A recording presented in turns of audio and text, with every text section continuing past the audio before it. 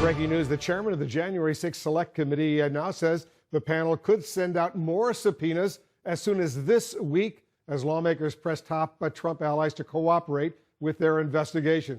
Our senior legal affairs correspondent Paula Reed is on the story for us tonight. Paula, this potentially could be a very significant development in the January 6th probe. More subpoenas, absolutely a very significant development. Now, Representative Benny Thompson, who chairs the Select Committee investigating January 6th, tells CNN that the committee could be sending out more subpoenas this week, though he wouldn't specify who would be in this next group. He did say it would likely be a broader group associated with the Trump White House and potentially individuals who have been charged with crimes associated with January 6th. The House Select Committee's quest to get information about former President Trump as part of its investigation into the January 6th insurrection may soon be coming to a head. Trump faces a looming deadline for asserting executive privilege to block subpoenas for 4 of his closest allies and other requests for documents. A biased hit job that is wasting everybody's time. Committee member Zoe Lofgren threatens serious consequences for Trump allies if they do not cooperate. If they don't, I think we're prepared to take all of the steps available to us, which include civil action and criminal action. Lawmakers are also soliciting testimony from defendants who have been charged in the January 6th riot to provide an account of why they traveled to Washington that day to join the mob. This comes as former President Trump continues his baseless attacks on the American electoral system. They attacked and cheated on our elections. He lashed out at Republican leaders in Georgia who would not help him to undermine confidence in the election, going so far as to suggest the state would be better off with Democrat Stacey Abrams. Of course, having her, I think, might be better than having your existing governor, if you want to know the truth. Might very well be better. And even seemed to confess to pressuring Georgia's governor to help him overturn the state's results. I'll call him up. I said, Brian, listen, you have a big election integrity problem in Georgia. I hope you can help us out and call a special election. Then outright lied about the recent sham review in Arizona, claiming he won. We won on the Arizona forensic audit yesterday at a level that you wouldn't believe. When in fact, the partisan exercise conducted by Cyber Ninjas, a Florida-based company with no experience in auditing, found 99 more votes for Joe Biden and 261 fewer votes for Trump. I want to take a minute. In an interview with 60 Minutes, Republican Representative Liz Cheney said other Republicans privately tell her they agree with her criticism of the former president, but won't say anything in public. If Republican leaders don't stand up and condemn what happened, then the voices in the party that are so dangerous will only get louder and stronger. And she singled out House Minority Leader Kevin McCarthy. What he's done is embrace Donald Trump. And if I were doing what he's doing, I would be deeply ashamed of myself. I don't know how you explain that to your children. She was critical of President Biden, specifically of his policies in Afghanistan and his handling of the economy, but said the American people deserve a better option than Trump. The alternative cannot be a man who doesn't believe in the rule of law and who violated his oath of office.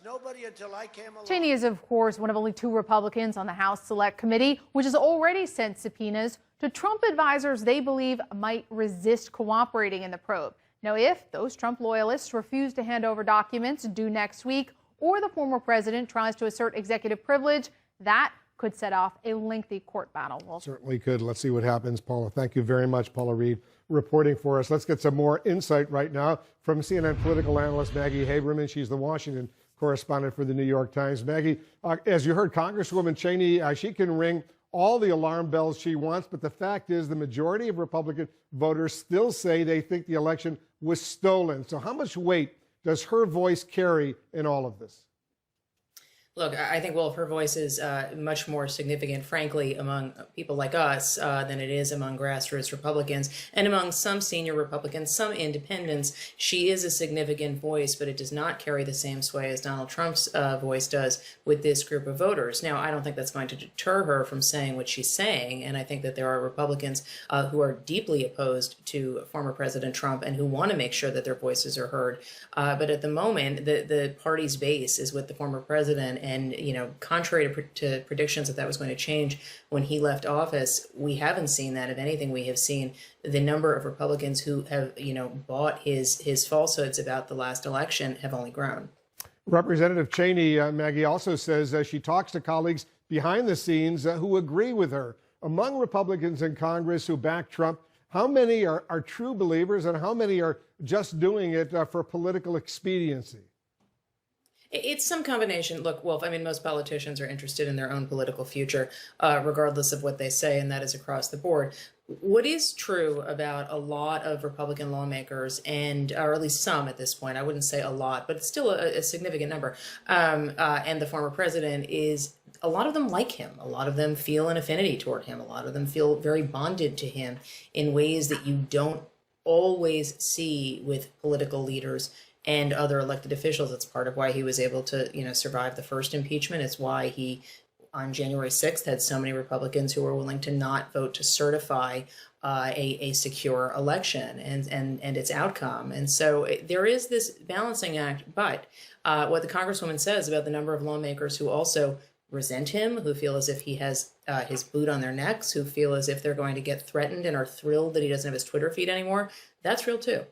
Certainly is. I know, Maggie, you've explained that Trump operates in 10-minute increments. Is that still the case, or is there a long-term strategy at work as he continues to question the results of the 2020 presidential election? He has not operated on long-term strategy as long as he has been in adulthood. It has not changed since he left office. Look, you know, there is a division of opinion on whether he is going to run for office again. There are those who think he is definitely doing it. There are those who think that he's going to act as if he is and then ultimately not do it because he's, you know, that formulation is he's worried about losing a second time. He would likely win the nomination, but a general election would be very hard for him. That is not how he tends to project these things out. I don't think this is any different. I think at the moment his business is making money in politics, and talking about running is how you do that. However, that can then trigger actually running. You know, what's so worrisome, Maggie, is that the threats posed by Trump and those who believe his lies about the election are not a thing of the past. The ongoing assault on democracy here in the United States is very real and very dangerous, isn't it?